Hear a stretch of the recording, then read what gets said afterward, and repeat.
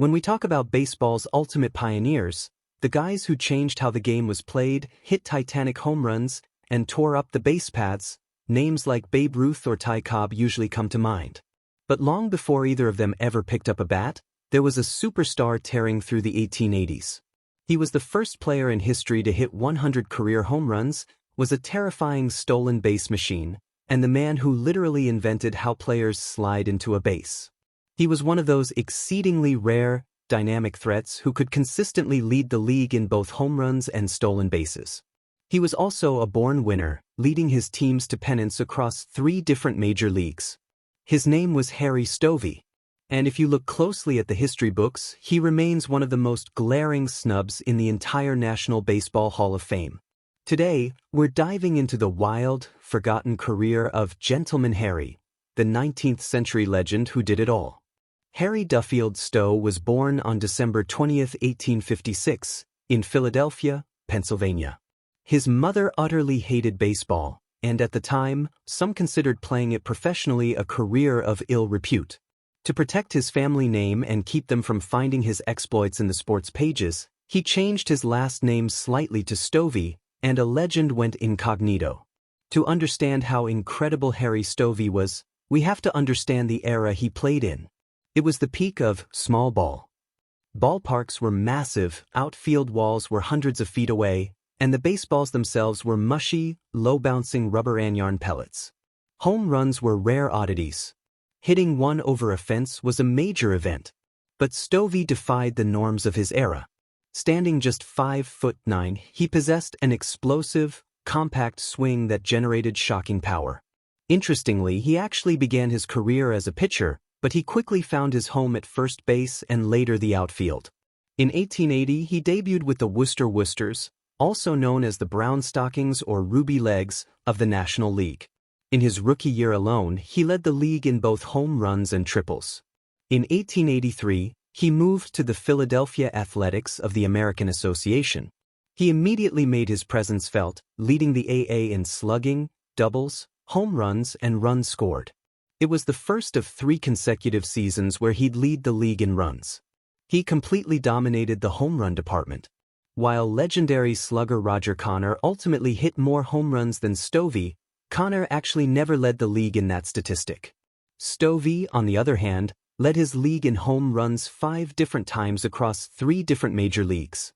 He finished his 14-year career with 122 home runs. In the 1880s, that wasn't just a lot, that was astronomical. In 1883 alone, he hit 14 home runs. To put that in perspective, entire teams back then sometimes hit fewer than 20 home runs all season long.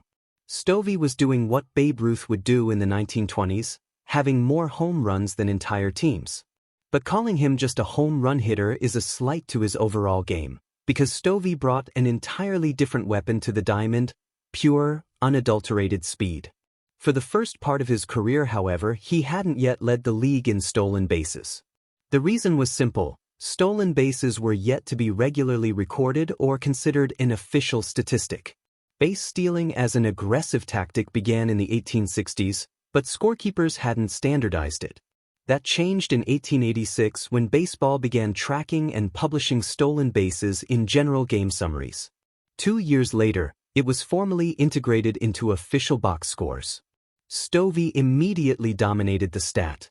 In 1886, he led the league with 68 stolen bases. However, it is worth pointing out that stolen bases were measured very differently during that period. Under 19th century rules, if a runner was on first base and the batter hit a clean single to the outfield, and the runner hustled all the way around to third base on the hit, he was credited with a stolen base, even though he never challenged a fielder's throw or ran against a pitcher. The modern strict definition of a stolen base as we know it wasn't officially codified until 1898.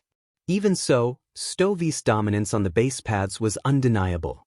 He strung together 6 consecutive seasons of at least 57 stolen bases, including a league-leading 97 in 1890.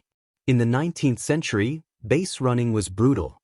Fields were raw dirt and gravel, and players traditionally slid headfirst, crashing headlong into spikes, rocks, and waiting fielders. It was dangerous and wildly inefficient. Harry Stovey changed that forever.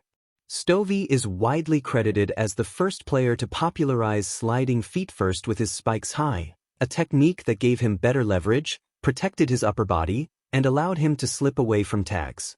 And he didn't stop there. Realizing how much physical damage sliding did to a player's body on unforgiving fields, Stovey literally invented sliding pads.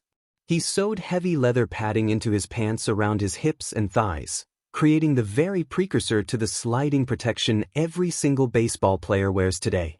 Armed with his new sliding technique, Stovey ran wild. Even though official records didn't catch his earliest years, he still racked up 509 official steals, including that jaw-dropping 97 steal campaign in 1890 while playing for the Boston Reds. Stovey wasn't just a stat padder, he was a winner.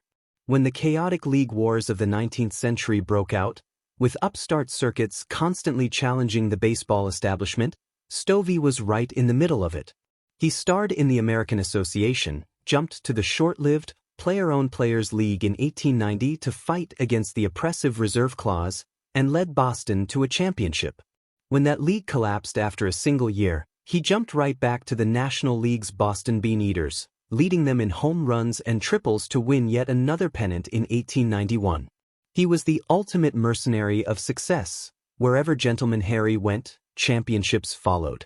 So, if Harry Stovey was a five-tool superstar, a five-time home run champion, a base-running innovator, and a multi-league pennant winner, why isn't he in the National Baseball Hall of Fame? It's one of the great historical oversights in baseball. For decades, Hall of Fame voting committees heavily prioritized the clean, arbitrary milestones of 300 wins for pitchers and 2,000 or 3,000 hits for batters.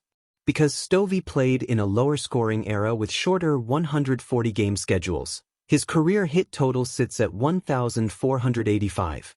Voters for a long time struggled to evaluate 19th-century pioneers who didn't hit those modern round numbers, completely missing the fact that relative to his era, Stovey was just as dominant as any legend who ever lived. Harry Stovey was a true baseball titan. He hit the home runs, he invented the sliding pads, he stole the bases, and he ruled the 1880s. Harry Stovey died on September 20, 1937. He was 80. What do you think? Does Harry Stovey deserve a long-overdue call from the Veterans Committee to enter Cooperstown? Let me know in the comments below. Hit that like button, and subscribe for more deep dives into the forgotten legends of baseball history. A special shout out to the members of our YouTube community. They help in our humble efforts in preserving baseball history, one video at a time. You can join their ranks by clicking on the join button or the link below. Your help goes a long way. Thank you. I'll see you in the next video.